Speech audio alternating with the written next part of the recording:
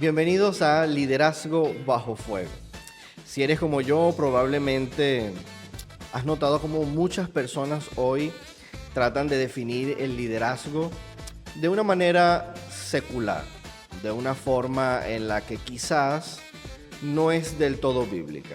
Hoy queremos compartir con todos ustedes que tienen la oportunidad de ver este podcast, Liderazgo Bajo Fuego, y hablar un poco acerca de lo que es el liderazgo según la Biblia. Quiero aprovechar la oportunidad hoy para invitarte al 16 de agosto al Congreso Liderazgo Bajo Fuego. Será un encuentro realmente transformador donde vamos a equipar a líderes como tú de la ciudad del Tigre, el Tigrito, San Tomé. Vamos a reunirnos como un cuerpo ministerial para volver nuevamente a la enseñanza bíblica y expositiva. Hoy hay un tema crucial que sé que abarca mucho de lo que es parte del liderazgo de la iglesia y también desprende de muchas dudas a muchas personas que son parte de lo que es la comunidad cristiana, y es el auge de las falsas enseñanzas en las diferentes congregaciones de la ciudad, no solamente en nuestra ciudad, sino que lo vemos a lo largo y ancho de las iglesias del mundo entero. Quizás ver un poco en las redes sociales nos puede dar una idea de lo que está enfrentando la iglesia hoy. Son tiempos de desafío realmente, en los cuales sé que el Espíritu de Dios nos va a ayudar a poder avanzar en la verdad bíblica. Y hoy precisamente queremos compartir lo que es el liderazgo bíblico. Y hoy tenemos un invitado. Es un privilegio recibir a alguien que sé que ha dedicado su vida al servicio al Señor, tanto en el ámbito evangelístico como pastoral. De alguna manera ha dejado una huella también en su comunidad tras tantos años de trabajo en el servicio al Señor. Y hoy está con nosotros el pastor Henry Figueroa. El pastor Henry ha ejercido como evangelista ya por más de 18 años. También junto a su esposa está pastoreando la iglesia Aliento de Vida. Allí se encuentra haciendo la obra del Señor. Y en la actualidad también sirve como líder alternativo en la Confraternidad de Pastores de Guañipa. Hay un trabajo bastante grande que se está haciendo y también una responsabilidad a nivel de liderazgo de poder no solo preservar la unidad, sino también mantenernos enfocados en la verdad inmutable de la palabra de Dios. Y sé que eso es un desafío realmente, no solamente para la comunidad de iglesia, sino principalmente para el liderazgo. Pastor Henry, gracias por acompañarnos. Bienvenido, ¿cómo estás? Excelente, Dios te bendiga, Dios bendiga a toda la audiencia, a todos los que nos pueden ver. Y contento de este gran privilegio que Dios me brinda de estar con ustedes, contigo, Jesse, para responder y para concretar algunas preguntas y algunas inquietudes que tenemos como pastores, como líderes, y aclararle a toda la comunidad pues cuál es el liderazgo bíblico que el Señor quiere para este tiempo.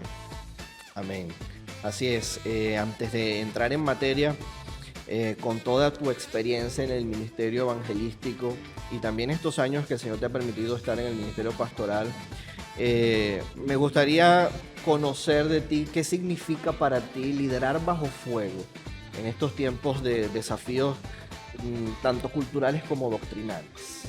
Liderar bajo fuego para mí ha sido un desafío total, ya que me siento el reto de permanecer en la verdad bíblica, sin salirme de la voluntad de Dios y permanecer en esa palabra inmutable, que no cambia, que no varía, y dejarme dirigir por Dios. Involucrar a Jesucristo en todas mis decisiones. No es fácil recibir ofertas, propuestas, recibir o ver corrientes doctrinales de hoy en día y durante mi juventud. Ha sido un poco muy difícil, bastante difícil, pero el Señor me ha ayudado porque todo lo que se me ha presentado siempre lo he llevado a los pies del Señor, y eso me ayudó a mantenerme en la palabra, en la verdad de las Escrituras y no salirme de allí. Un hermano siempre me decía que soy bibliotólogo, no sé, me usa la expresión, de que me marcaba, mi experiencia fue marcada en la palabra de Dios. Siempre mis predicaciones basadas en la Escritura. Me ayudó a mantener verdaderamente ese blanco perfecto que se llama Jesucristo. Así es, creo que viendo no solamente aquellas advertencias bíblicas de que en los últimos tiempos serán tiempos bastante difíciles para la iglesia y sobre todo para el liderazgo, porque estar al frente de una congregación significa un gran desafío. Hay una ola grande, ¿no?, de muchos tipos de enseñanzas y prácticas que de alguna u otra manera buscan cómo introducirse dentro de la iglesia. Y por supuesto que la responsabilidad principal recae es en el liderazgo. Y bueno, no solamente tú como pastor y como evangelista sufres de esas clases de desafíos. Todos los pastores están experimentando una ola de ataques, una ola de tentaciones. Y quizás, bueno, ante una sonrisa o un Dios te bendiga, todo está bien, nosotros muchas veces desconocemos lo que sucede detrás de todo eso. Hay muchos corazones que quizás están afligidos, que quizás están agobiados, ¿no?, de poder tratar de superar todas estas cosas. Y creo que es un punto importante en la historia de la iglesia acá en la ciudad, en la que necesitamos como líderes de alguna manera poder fortalecernos. Y esa fortaleza principalmente viene de la palabra de Dios. Amén. Pastor Henry, muchas personas hoy confunden el liderazgo cristiano con modelos de liderazgo secular.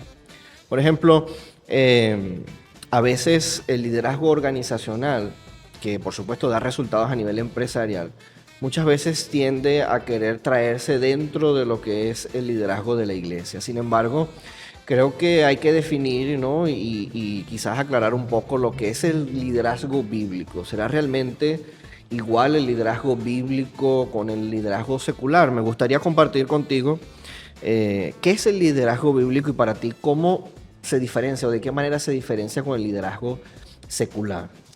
Muy buena pregunta, Pastor Jesse, ya que el liderazgo secular se basa más que todo en el éxito de la persona, ¿okay?, algo personal. Y el liderazgo bíblico se basa en que la gloria y la honra es del Señor y de que nuestro servicio está a la disposición de todos los creyentes y está a la disposición de nuestro Señor. Entonces, el liderazgo secular se basa en el jefe. Y el liderazgo bíblico se basa en el líder que usa el plural. Vamos todos, vayamos a hacer la obra de Dios. Siempre el liderazgo bíblico se pone de ejemplo. Siempre va adelante, llevando y sirviendo. Pero el liderazgo secular no, sino que el liderazgo secular piensa en el éxito personal de la persona y de allí no sale, pues, sino que se mantiene en un estándar allí de autoridad personal. Entonces sí existe una diferencia. No es igual, el liderazgo que podemos aplicar nosotros quizás en nuestro negocio, en una empresa, la forma en cómo queremos que de alguna manera se desarrolle el comportamiento de las personas dentro del trabajo, a lo que queremos ver realmente dentro de la iglesia. Entonces, sabiendo que existe esta diferencia, ¿qué sería para ti clave que es distinto o diferente al liderazgo secular que realmente debe estar en la iglesia? ¿Qué será eso? Lo clave sería el servicio del creyente. O sea, aprender de memoria, o mejor dicho, dar por sentado definitivamente de que el Señor nos quiere como líderes que sirvamos, tanto a la comunidad como a la iglesia que pastoreamos. Amén. Bueno, hay un texto de la palabra que creo que es clave en el estudio del liderazgo, y es el que tenemos, por ejemplo, en Mateo capítulo 20, verso 27, que dice: el que quiera ser el primero entre vosotros será vuestro siervo. Y en Marcos dice: no seáis como los gobernantes de las naciones, que ejercen su dominio sobre ella. Entonces hay una distinción, por ejemplo, en el caso del jefe, que ejerce un dominio sobre el orden jerárquico que se tiene establecido. Pero dentro de la iglesia, Jesús mismo decía: entre ustedes no será de esa manera. Entonces creo que de allí parte precisamente lo que mencionas, que el servicio está de inicio, es lo primero. Entonces, para nosotros poder introducirnos en todo lo que es el liderazgo bíblico, lo primero que debemos aprender es a servir a otros. Incluso en la parte secular existe una pirámide donde arriba está el jefe. Correcto. Pero en Cristo Él voltea la pirámide y pone el que está arriba a servir a todos los que están. El que quiere ser el primero será vuestro servidor. Así es. Entonces hay una clara diferencia entre lo que es el liderazgo secular y el liderazgo bíblico. Entonces, creo que la diferencia existe y es importante poder conocerlo. He tenido la oportunidad de compartir con algunas personas y debatir un poco acerca de lo que es el liderazgo dentro de la iglesia. Y precisamente me he encontrado con ese punto, que muchas veces lo que se toma como liderazgo es precisamente aquello que podamos conocer del liderazgo secular. Creo y entiendo por lo que he podido estudiar a la luz de la palabra que una de las cosas que se busca en el liderazgo espiritual es el desarrollo del carácter de Cristo en nosotros. Ahora, con herramientas seculares yo creo que esto no es posible lograr. Creo que esto es una obra realmente del Espíritu, por lo tanto lo que necesitamos es aquello que viene precisamente de Dios. Creo que la pregunta que surge de esto y que quizás muchos se preguntan hoy es ¿quién define entonces el liderazgo bíblico? ¿Quién lo define? Bíblicamente lo define directamente Dios, al creyente, a la persona. Y la diferencia entre el liderazgo secular es que el liderazgo secular se autoproclama según sus emociones, pero bíblicamente no es así. Bíblicamente el Señor a quien llama, lo capacita, lo prepara y lo envía. Y es lo que necesitamos entender hoy acá. Entonces nadie puede tomar para sí esa honra. Nadie. Imposible. Porque la honra viene directamente de Dios, según Hebreos. Hay una frase muy famosa que dice, el líder nace o se hace. Una pregunta. Ahora, en la iglesia, ¿el líder nace, se hace o es llamado por Dios? Hay unos que nacen con un don, con cierto don y con un liderazgo que de los 2, 3 años ya está liderizando a los niños. Hay otros que se hacen según la capacidad que van logrando, pero ya para englobar las dos partes necesitamos entender que el líder es llamado por Dios. En este caso es llamado por Dios completamente.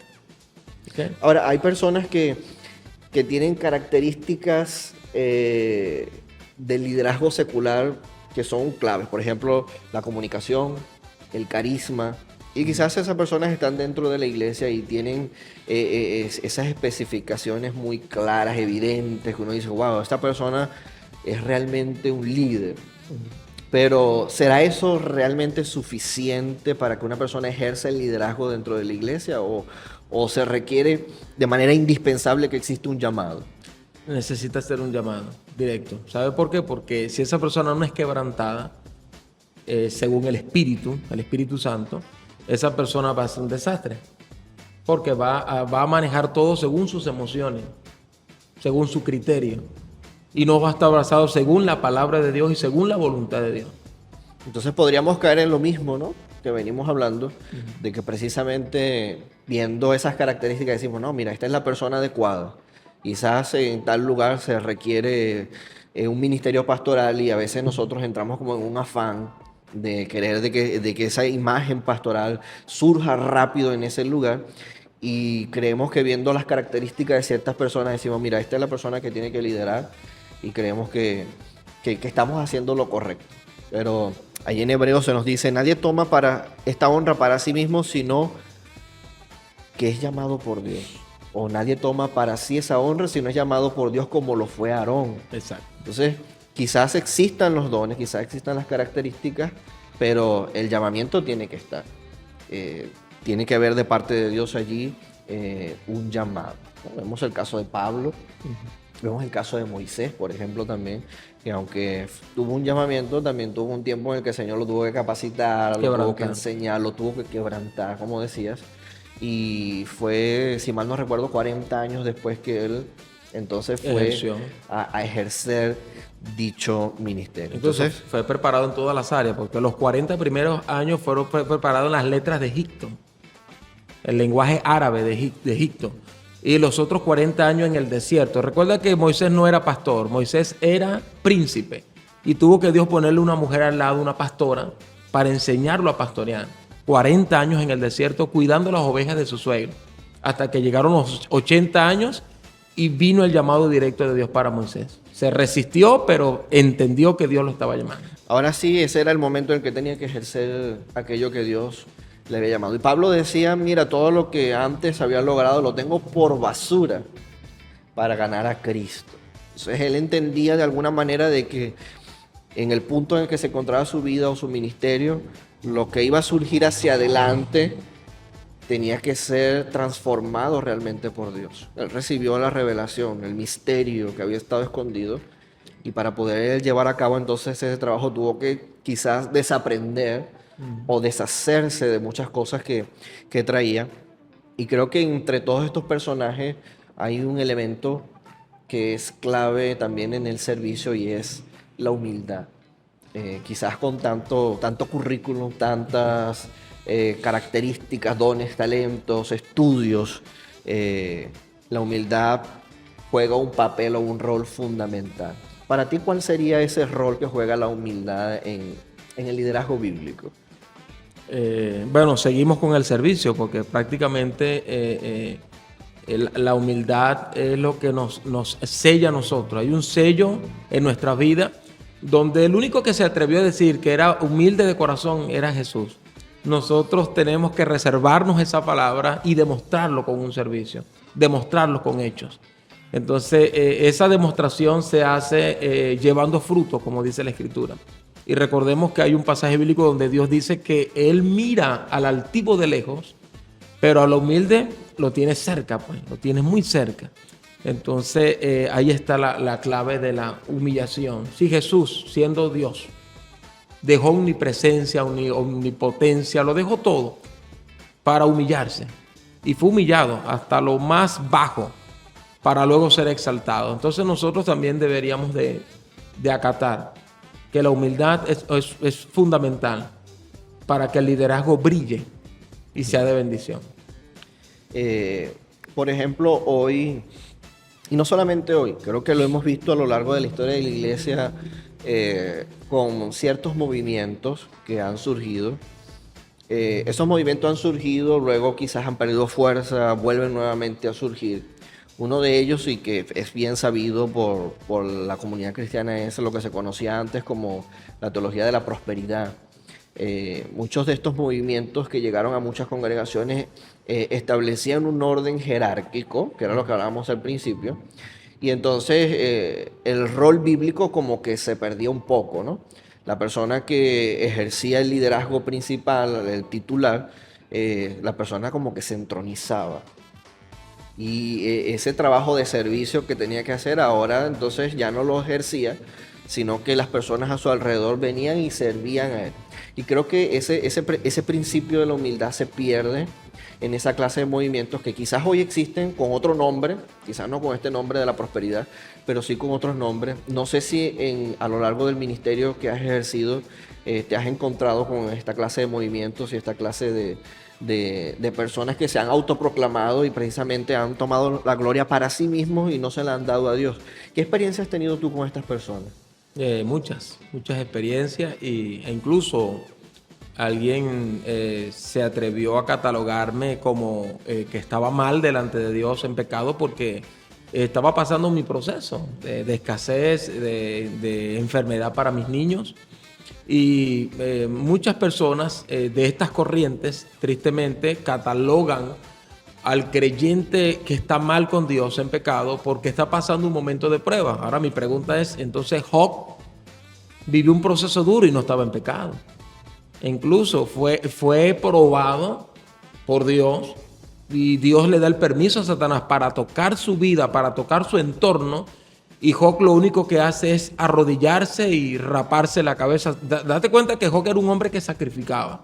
Sacrificaba ovejas, sacrificaba carneros, sacrificaba, pero como le acabaron con todo, 7,000 ovejas quemadas por fuego, 3,000 camellos llevados, 500 bueyes y 500 asnas se las llevaron de su casa. Lo único que a Job le quedaba era rasurarse el pelo, agarrar el pelo, ponerlo en una mesa y decir: desnudo salí del vientre de mi madre y desnudo volveré allá. Jehová dio y Jehová quitó, sea el nombre de Jehová bendito. Entonces nosotros tenemos que a veces poner límites a ciertas corrientes y decirle que Dios, así como probó a Israel en el desierto, también va a probar su iglesia. Es que nos tiene que probar. Y recuerda que somos probados para sacar lo mejor. Y también somos tentados para sacar lo peor. El enemigo va a tentar para sacar lo peor de nosotros. Pero Dios va a probar para sacar lo mejor.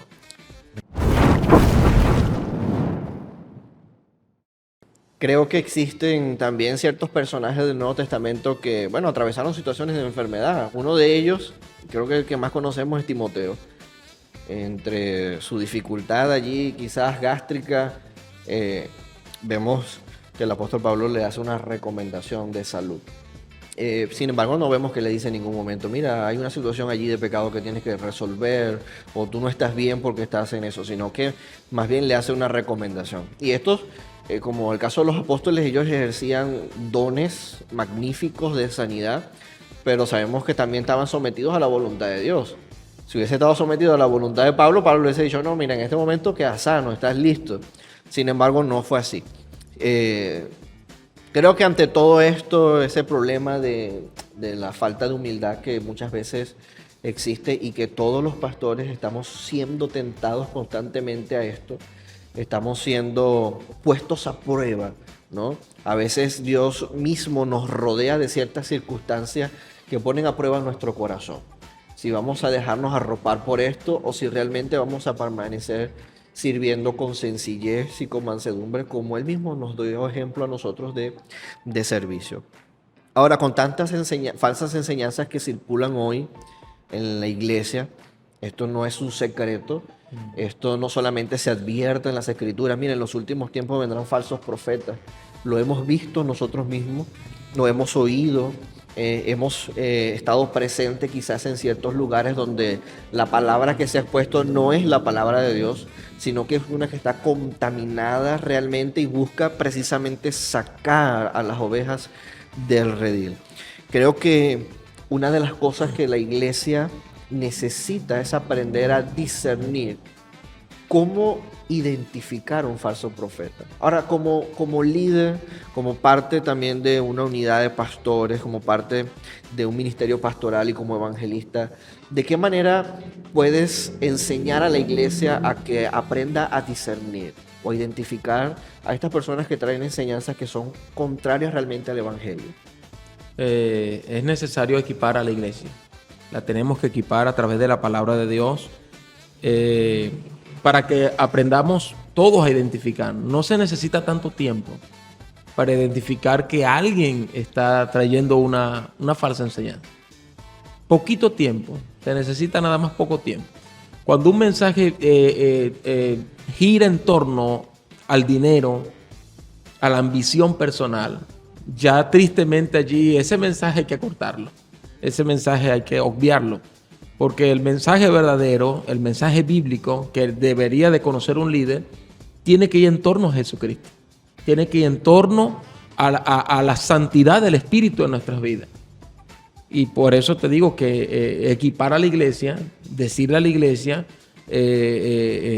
colocarle las herramientas en las manos para que incluso a mis obreros les digo que no se dejen colocar la mano por todo el mundo. Si no conocen a la persona que está predicando y no saben quién es, entonces no se dejen colocar la mano, porque es que esto es algo muy fuerte, por lo que estamos viviendo. Y hay que tener a la iglesia con los ojos bien abiertos en cuanto a la situación que está viviendo el pueblo de Dios hoy en día. Entonces la iglesia necesita ser equipada doctrinalmente. Creo que poner la palabra allí de manifiesto. Exacto. Para que la iglesia pueda nutrirse, a ella le va a permitir entonces poder identificar qué, qué clase de personas son las que están quizás entregando el mensaje de la palabra de Dios. Estos son tiempos muy difíciles, pastor, muy, muy difíciles. Por ejemplo, en las redes sociales, uno entra un momento allí a ver y uno se encuentra con cantidades de cosas, cantidades de personas. Muchas de ellas dicen ser pastores, maestros, ejercer quizás una clase de liderazgo, pero cuando uno los oye, uno se da cuenta de que el mensaje realmente no es cristocéntrico, no está Cristo entronado en todo esto, sino que muchas veces, y creo que esta es una de las cosas que más se están viendo hoy, es que está siendo puesto el hombre en el centro, ¿no? Es la humanidad, la persona, sus emociones, sus sueños, sus metas, es lo de lo que más se habla.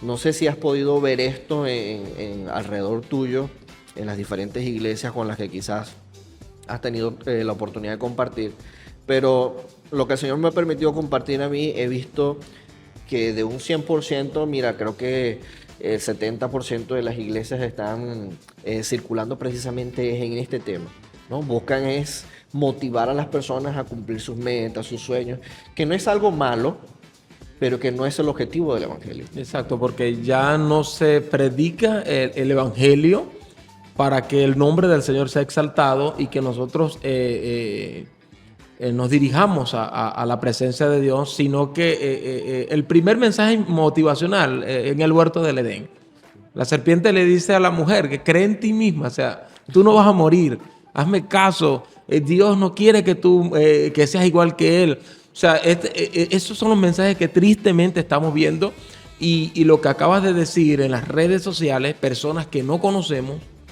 personas que toman unos 5 minutos de su tiempo y causan divisiones. Entonces, volvemos a la pregunta, ¿de qué manera ayudamos a la iglesia para que la iglesia abra los ojos y entienda que el mensaje que se está dirigiendo es un mensaje verdadero o es un mensaje falso? Necesitamos equiparlo doctrinalmente como lo dice la Escritura. Entonces, con el tiempo, los miembros de la iglesia deberían convertirse en maestros. No sé si recuerdas ese texto en Hebreos que dice, mira, después de tanto tiempo, debiendo ser ya maestros, o sea, con todo este tiempo que ustedes han estado recibiendo palabra de Dios, debieron llegar ya a un punto en el que, bueno, tienen un conocimiento bastante alto. Sin embargo, hay que volver nuevamente a las pequeñas cosas, aquello que es la base, el fundamento. Y creo que eso sigue sucediendo en la actualidad. A veces cuando conversamos con hermanos y nos encontramos quizás con lo que escuchamos muchas veces, tengo 30 años en el Evangelio, tengo 20 años. Y a medida que profundizamos en el estudio de la palabra nos damos cuenta que las personas no tienen más que un conocimiento básico de la palabra. Y eso significa un problema para la iglesia. Es un problema precisamente porque cuando llegan los diferentes vientos de doctrinas, ¿qué sucede? Estas personas son arrastradas. Para evitar eso, necesitamos que la iglesia sea equipada. Entonces necesitamos liderar bajo la autoridad de Cristo. Dios le entregó toda la autoridad a Cristo. Entonces todas las cosas se reúnen en Él. Por lo tanto, no deben ser nuestras agendas, no pueden ser nuestros métodos, sino que debe ser la autoridad del Señor. ¿Qué significa para ti esto, liderar bajo la autoridad de Cristo? Es estar sometido a Cristo. Estar sometido. O sea, no puedo salirme de su voluntad. Jamás. O sea, es algo para el que nace de nuevo y tiene liderazgo y está bajo la autoridad de Jesucristo, ya ha comprendido, comprende al 100% de que si nos salimos fuera de la voluntad de Dios, perdemos. Sí.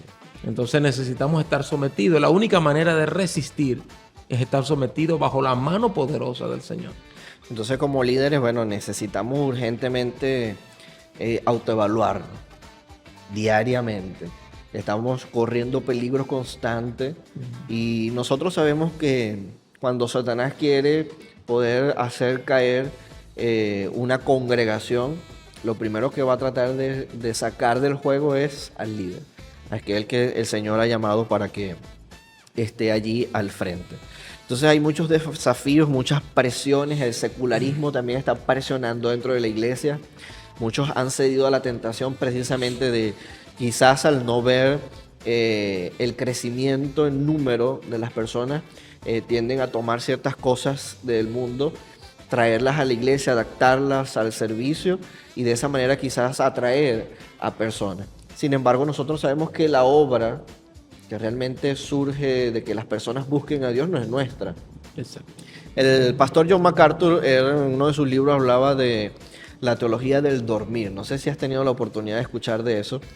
Y él dice que la obra evangelística practica precisamente la teología del dormir. Pues nosotros sembramos la palabra y el sembrador, después que siembra la palabra, bueno, se va a su casa.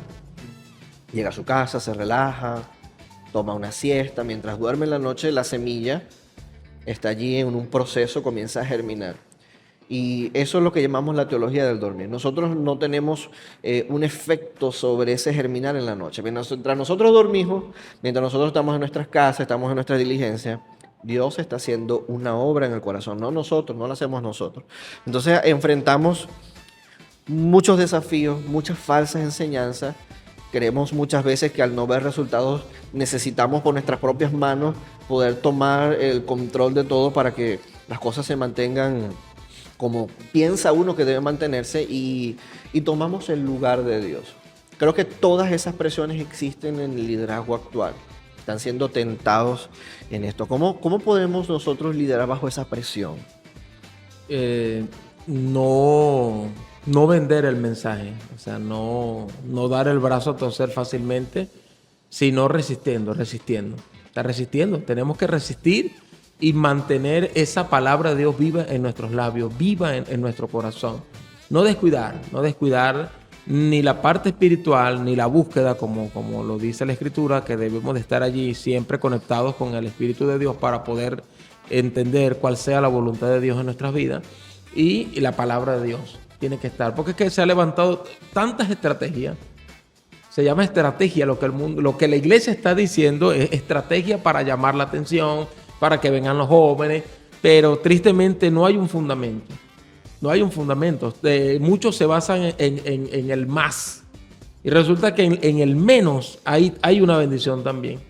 Porque queremos enseñar de más, queremos vaciarnos completamente y de que la gente aprenda. Pero resulta que no, que yo creo que lo necesario es fundamental para que alguien tome lo que tenga que tomar y en base de eso pueda crecer. Es práctico, necesitamos vivir la práctica y no ceder pues a esa tentación, porque de verdad que se complica. Uno como pastor, uno quisiera que la iglesia florezca, que la iglesia avance, claro, que el creyente... Pero como decías, pues según la Biblia, no, Pablo lo aclaró, dijo, yo sembré y Apolos regó, pero el crecimiento lo va a dar Dios. Entonces nosotros, lo que nos resta a nosotros, sembrar la palabra, adoctrinar y saber a quién estamos adoctrinando, porque tristemente estamos discipulando gente que no han nacido de nuevo y lo llevamos a un liderazgo y cuando lo lanzamos al campo es una bomba que explota. Tenemos paganos bautizados. Y tristemente tenemos personas que no han nacido de nuevo. Esa es la situación de hoy en día y causan daño, causan problemas y después dicen que qué fue lo que pasó y acusan por un cristiano, acusan a todo el gremio del Señor. Pablo decía, no me avergüenzo del evangelio porque este es poder de Dios para salvación al que cree. Entonces creo que la pureza del evangelio es algo que debe mantenerse. Y nosotros como pastores, como líderes, tenemos la inmensa necesidad y el llamado de Dios a preservar la pureza del evangelio. Si Pablo dice que en el evangelio reside el poder de Dios para salvar, entonces la pureza del evangelio es importante. Exacto. Para nosotros como cristianos necesitamos velar porque el mensaje se mantenga íntegro, que el mensaje sea siempre el mismo. Y esto es un evangelio realmente sencillo. El evangelio lo que engloba es precisamente el nacimiento, la vida, la muerte y la resurrección de nuestro Señor Jesucristo hasta su ascensión. Todo ese proceso de vida, todo ese ministerio, toda esa obra de Cristo es el evangelio, su muerte en la cruz. Y es allí donde Dios decidió que residiera el poder que tiene la forma de salvar a las personas. También le decía a la iglesia de Corintios, mira, Dios decidió salvarnos a través de la locura de la predicación. Para los grandes sabios y entendidos, salvar a la humanidad por un mensaje tan sencillo, algo que quizás no era muy cuerdo. Para los griegos, que eran demasiado filósofos. Eso es locura. Eso es locura. Entonces, necesitamos que el liderazgo de hoy sea fortalecido para no ceder ante la tentación. Creo que lo que necesitamos es permanecer en la pureza del Evangelio. Y esto es una de las cosas que queremos abordar en el Congreso Liderazgo Bajo Fuego. Necesitamos volver a la centralidad del Evangelio. En una oportunidad le pregunté a una persona, ¿qué era para ti el Evangelio? Esta persona ya tenía mucho tiempo dentro de la iglesia.